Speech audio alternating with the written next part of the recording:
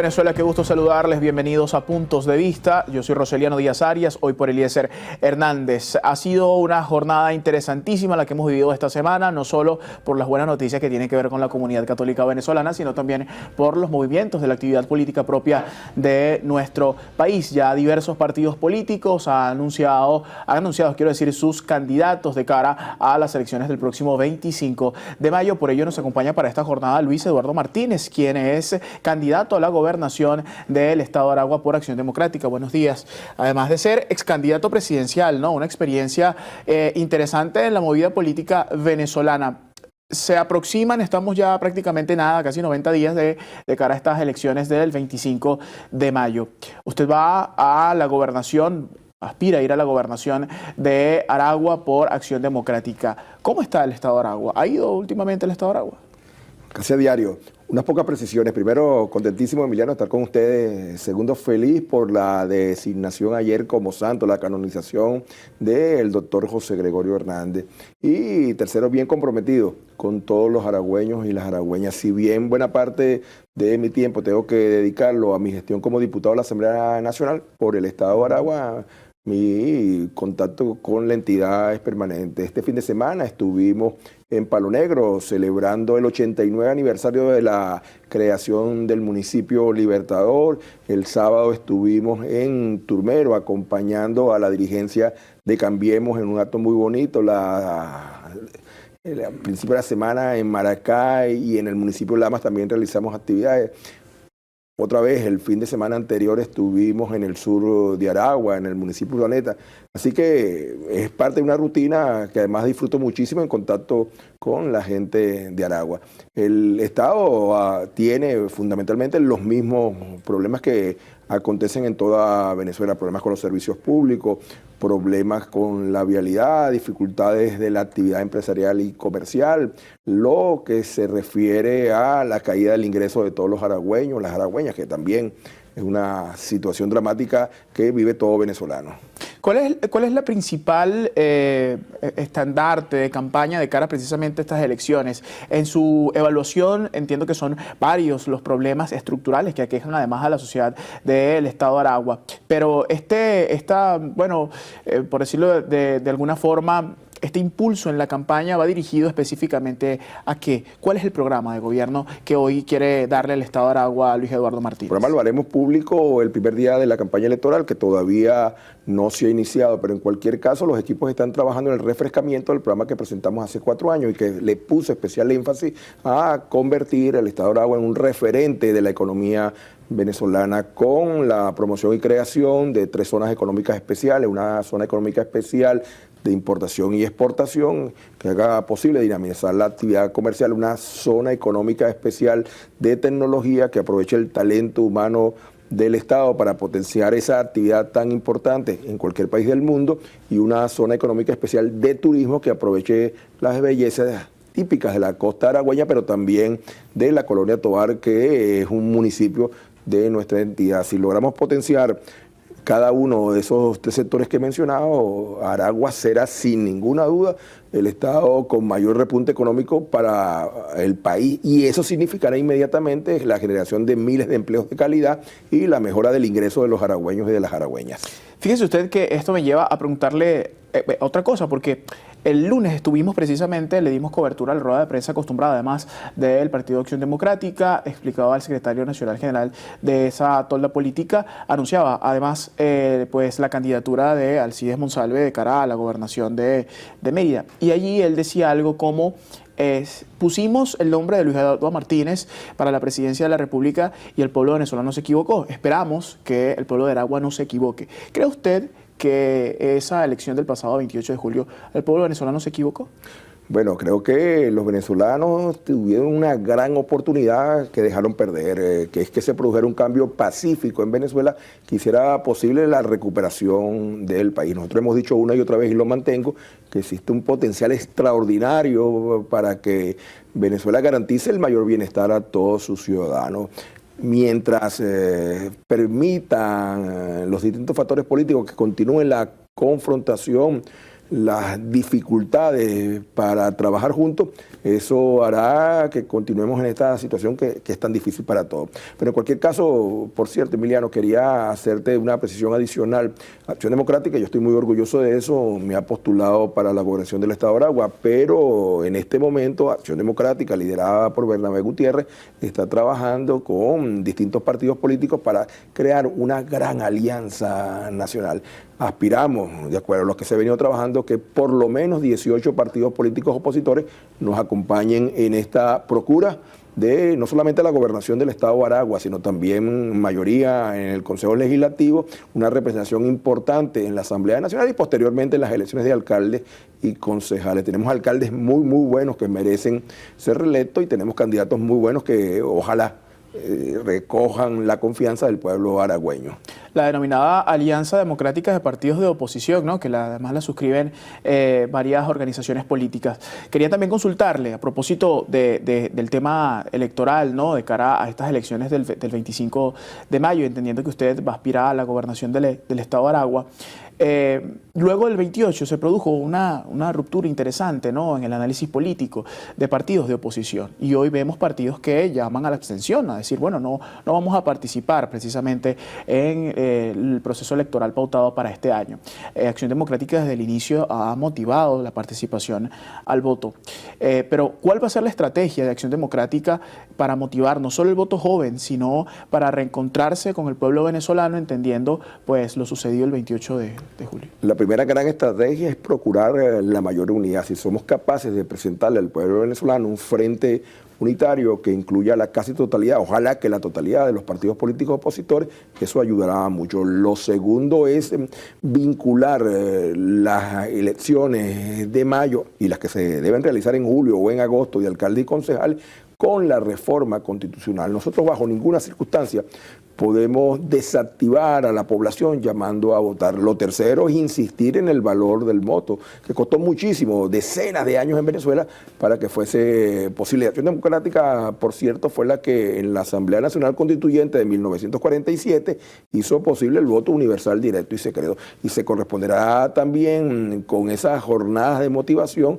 lo que se refiere a una propuesta de gobiernos regionales y locales que entusiasmen y que garanticen un mayor bienestar. Es un trabajo duro el que tenemos por delante, pues yo no soy ingenuo para no percatarme de que en este momento hay sectores que los marca la desesperanza y hay otros que activamente juegan a la abstención, pero cada día que pasa, y eso sí se observa claramente, los abstencionistas son menos. Quedándose en su casa, usted le está haciendo un gran favor al oficialismo. Quedándose en su casa, usted está garantizando que el estado de cosas continúe tal como está hoy. Alguna gente me dice, no, yo no voy a votar, me quedo en mi casa. Yo le digo, sí, si te quedas en tu casa, sí estás votando. Si tú te quedas en tu casa, estás votando por el oficialismo, por los candidatos oficialistas. Nada hace más feliz al oficialismo que los venezolanos se queden en sus casas.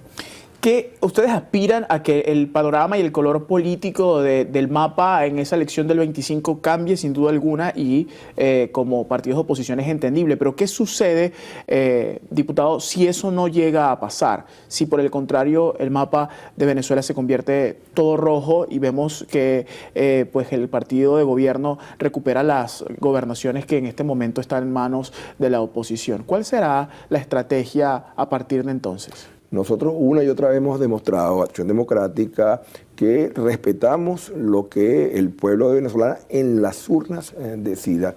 Lo que los venezolanos resuelvan sobre los gobernadores, alcaldes, concejales, diputados regionales y nacionales en las urnas será no solamente respetado, sino será absolutamente apoyado por Acción Democrática. Nosotros somos partidarios que una vez que concluyan los procesos electorales, que se haga un llamado y se garantice que todos los sectores de la vida nacional nos pongamos a trabajar juntos por el país. Más aún, el gobierno nacional no está sujeto a la decisión del electorado del 25 de mayo. Eso es un periodo que ya está claramente definido. El presidente de la República tiene por delante varios años de gobierno y lo que corresponderá en su momento es que gobernadores y alcaldes y naturalmente la Asamblea Nacional se convierta en entes promotores del progreso nacional. Bajo ninguna circunstancia un gobernador, un legislador proveniente de las filas de la oposición democrática se va a convertir en un factor perturbador a partir de este proceso electoral que viene. De no llegar a la gobernación del Estado de Aragua, entendiendo que para esta postulación usted debe desvincularse del Parlamento Nacional, ¿qué hará luego Luis Eduardo Martínez? Bueno, yo soy rector de la Universidad Tecnológica del Centro desde hace 14 años, soy chancellor de una universidad en los Estados Unidos que se llama Millennium Atlantic University, soy consejero de la Universidad Bicentenaria de Aragua. Yo tengo una vida dedicada al quehacer educativo.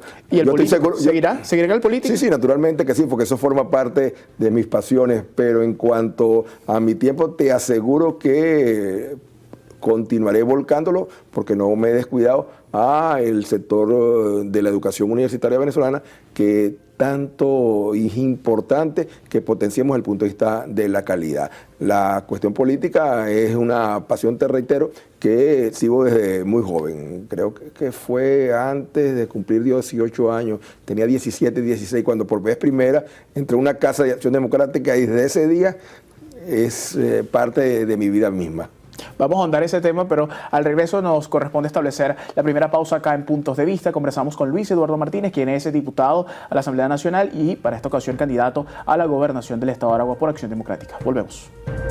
Bien, estamos de vuelta. Esto es Punto de Vista. Para esta jornada conversamos con Luis Eduardo Martínez, quien es candidato a la gobernación del Estado de Aragua por Acción Democrática y además es diputado de la Asamblea Nacional. Ayer precisamente vimos en horas de la tarde al presidente de la República, Nicolás Maduro, en una reunión con los coordinadores o los directores de estas comisiones de cara a la reforma constitucional. Pedía ayer el presidente de la República que estas mismas comisiones, precisamente se lo solicitaba al fiscal general de la República, William Saab, que levantaran una propuesta y que estas fuesen las que el pueblo de Venezuela, los ciudadanos de Venezuela, pues eligieran, decidieran de cara a esta consulta pública. Pero a propósito de ello, quería consultarle, ¿qué propuestas lleva, más allá de la bicameralidad del Parlamento, Acción Democrática a la reforma constitucional, diputado? Tenemos propuestas de carácter político, económico y social. En el caso de las propuestas de carácter político, vamos a insistir en todos los escenarios en la necesidad de eliminar la reelección indefinida, no solamente de presidente de la República, sino también de gobernadores y alcaldes. Principio, por cierto, que el propio Simón Bolívar, libertador de Venezuela, señaló en su tiempo que es absolutamente inconveniente mantener indefinidamente a un hombre, una mujer, tendiendo ahora las cuestiones de género en el poder. Vamos también a defender la tesis de que se recorte el mandato presidencial. 6 años luce exagerado y conviene regresar a nuestro juicio a periodos de 5 años. Vamos a defender, pero a ultranza, la paridad de género. Para nosotros es fundamental que la mujer, protagonista más importante de la vida nacional, tenga la oportunidad, o más que la oportunidad, tenga la garantía constitucional de que por lo menos la mitad de las posiciones en la Asamblea Nacional, en los consejos legislativos y en los consejos municipales sean ocupados por mujeres. Tú lo has citado, estamos defendiendo naturalmente la bicameralidad porque eso va a permitir una mayor atención a las regiones. Estamos también insistiendo en la necesidad de transferir recursos y competencias a los estados y municipios para que sean los poderes regionales y municipales los que tengan las mayores oportunidades para gestionar correctamente por las comunidades. En cuanto a lo económico, vamos a presentar un modelo de Estado que garantice la propiedad privada, que preserve los derechos fundamentales de los trabajadores en cuanto a sueldo, salario y la jubilación y pensiones se refiere, para que la inversión nacional y extranjera tenga garantía suficiente. Y en lo social vamos a insistir en lo que ha sido desde el origen del partido, en políticas sociales que hagan posible que especialmente los más necesitados, los más desfavorecidos, puedan mañana tener mayor calidad de vida. Entre ellos, por cierto, vamos a señalar que se constitucionalice las misiones sociales, que no sea producto de las iniciativas de un gobierno, de cualquier gobierno, programas similares, sino que estén en la Constitución blindados para que aquellos que lo requieran puedan contar con protección plena del Estado. Nosotros estamos a la espera de que se inicie el proceso de consulta para hacer entonces la presentación respectiva ante las comisiones que se han designado en la Asamblea Nacional, donde tiene que llevarse las propuestas. Insistiremos con las nuestras y daremos respuesta a las que presente el Ejecutivo Nacional, y finalmente en la calle. Hay 10 procesos electorales previstos para el 2025. Ya se han realizado 2 referidos a consultas presupuestarias. Faltan todavía 4 consultas presupuestarias. Están las 3 elecciones parlamentarias nacionales, regionales y municipales, pero la más importante de todas las que se va a realizar este año es el referéndum consultivo. El proyecto de reforma constitucional, cualquiera que sea, lo que termine aprobando la Asamblea Nacional, tiene que ser sometido a consulta popular. Es importante elegir un gobernador, es importante elegir un alcalde, es importante elegir un diputado, pero bueno, al fin y al cabo son responsabilidades que de determinado periodo de tiempo terminan, concluyen. Unos lo hacen bien, otros lo hacen no tan bien, pero lo que es fundamental para la vida futura de la nación es la Carta Magna, que define el modelo de Estado que vamos a tener por 30, 40, 50 años. Por eso nosotros insistimos que es importante votar y participar, no solo en las elecciones de cargos públicos, sino fundamentalmente en ese referéndum. Entonces yo no puedo pretender empezar ahora, no votes, no votes, no votes, no votes, de cara a las elecciones regionales, municipales, parlamentarias, y luego a finales de año pretender vota, vota, vota para defender un modelo de Estado. Tenemos que garantizar entonces que el pueblo venezolano entienda que es votando cómo se definen las diferencias que puede haber, no solamente por el poder per se, sino también por el modelo de país que queremos. Queremos un país libre, soberano, pero también un país que garantice la mayor calidad de vida a todos sus ciudadanos. Con base en esta respuesta, ¿considera entonces, a juicio de Luis Eduardo Martínez, necesario realizar una reforma constitucional este año? Sí, claro que sí. El año pasado, además, en buena medida, esta iniciativa que el presidente recogió viene dándose después de un proceso de consulta que hicimos el año pasado en todo el país. Yo soy vicepresidente de la Comisión de Diálogo, Paz y Reconciliación y además vicepresidente de la comisión que abordó el tema de las reformas de las leyes electorales. Y nosotros estuvimos en todas las capitales de Estado en el último trimestre del año pasado.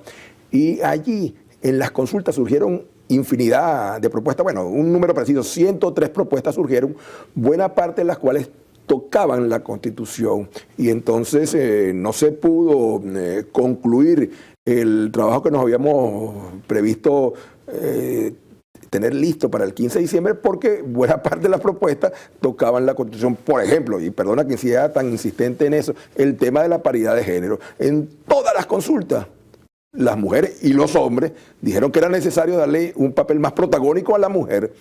Sí, estamos de acuerdo todos, pero para eso hay que hacer una modificación en la Constitución. En todas las consultas se insistió en la necesidad de una representación proporcional que garantizara efectivamente la mayor participación en los órganos deliberantes. Eso requiere, para cambiar la alicuota que está establecida en la Constitución, una modificación de la Carta Magna. En todas las consultas surgió el tema de sueldos, salarios, jubilaciones y pensiones, de tal manera que se garantiza incluso constitucionalmente que las bonificaciones no pueden reemplazar a la bonificación salarial. ¿Por qué? Porque se perjudica al trabajador, se perjudica a los profesionales que reciben ese tipo de ingresos. En todas las consultas se habló sobre la necesidad de hacer mucho más eficiente la gestión de gobernaciones y alcaldías. Entonces, si bien el texto constitucional data de 1999, es decir, hay países que sus constituciones tienen mucho más años, decenas de años, centenares de años, pero también en nuestro caso, con la dinámica que se vive, lo hace obligante. Por ejemplo, en las reformas planteadas, en las consultas que te acabo de señalar, se insistió mucho en un tema que hoy es fundamental: inteligencia artificial, blockchain, que naturalmente en el 99 ni siquiera estaba previsto. Ayer nada más estuve conversando con uno de los principales proponentes en esa materia, que es Daniel Ceballos, y me volvió a repasar aspectos que son fundamentales. Por ejemplo, o sea, para señalarte algo que es obvio, el comercio electrónico no existía antes. Por ejemplo, la educación e-learning no estaba prevista y no puede estar prevista. no puede estar prevista porque en ese momento eran conceptos que apenas comenzaban. Entonces sí se necesita hacer una reforma constitucional, pero se requiere sí que la reforma constitucional sea producto de un amplísimo consenso. No se trata de un partido político, no se trata otra vez de un gobernador o un alcalde que dentro de 4 años yo puedo reemplazar si no me gusta, si no cumplió con mis expectativas. Se trata del marco fundamental de la vida venezolana por décadas, por muchos años. Y entonces hay que tener especial cuidado que lo que resulte de la reforma constitucional sea consensuado, porque si no, ponemos el riesgo también, y ya ha pasado, de que el pueblo venezolano en las urnas decida rechazar de distintos aspectos, porque eso es lo más importante, que usted, quien me está viendo en este momento, va a votar por la reforma constitucional y decidirá cuál es entonces el modelo de país que queremos para el mañana que viene. Una última pregunta muy puntual, diputado. Quiero aprovechar pues su visita a nuestro estudio. Tenemos ya fecha para estas elecciones, 25 de mayo, pero la reforma constitucional puede cambiar de cierta forma la dinámica y la estructura del Estado. ¿Pudiese esta dejar estéril las elecciones del 25 de mayo? A su consideración, a su juicio, ¿cree usted que esto pueda pasar? Y de pasar, ¿cómo puede ser, cómo puede resolverse esta situación que se plantea ahora? Bueno, es una hipótesis que puede pasar, tú lo acabas de decir. Te digo aquí, y creo que primera vez que lo afirmo públicamente, que yo privadamente a factores importantísimos del infocialismo le señalé en su momento que creía que lo lógico era que primero se abordara la reforma constitucional, después se votara la reforma constitucional y luego entonces se hicieran las elecciones. Por ejemplo, si las alcaldías que se van a elegir en julio o en agosto sufren cambios, si las gobernaciones sufren cambios, si incluso la Asamblea Nacional sufre cambios, digamos que se acepta la bicameralidad, entonces tendríamos que obligatoriamente realizar un nuevo proceso electoral. Pero bueno, ya se decidió que este era el calendario, escapa de nuestras manos, pero era lo lógico, primero la reforma y después las elecciones. Por lo pronto, lo importante es la participación. La participación, hay que votar, hay que participar, hay que incorporarse plenamente a un debate que es fundamental para la vida de la nación. Muchísimas gracias, diputado, por acompañarnos hoy. Muchísima suerte de cara a la gobernación de Aragua. Bien, nos acompañó Luis Eduardo Martínez, candidato, por cierto, a la gobernación del Estado de Aragua por Acción Democrática y además diputado a la Asamblea Nacional. Es todo por ahora. Agradezco profundamente su sintonía. Continúe con nuestra programación regular.